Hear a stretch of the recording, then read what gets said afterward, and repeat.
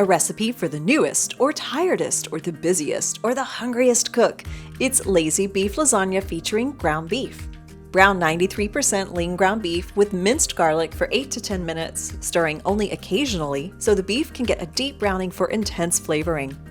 And you may need to pour off drippings by removing the meat with a slotted spoon and cleaning out the pan before moving on. When you do, add a jar of your favorite pasta sauce and season with grated nutmeg, salt, and pepper.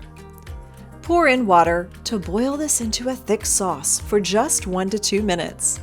Now layer in cheese ravioli, that delicious meat sauce, and shredded cheese, then another layer of ravioli, more meat sauce, and more shredded cheese. Baking it all together until the cheese is melty and your whole world slows down to savor the delicious, nutritious, lazy beef lasagna.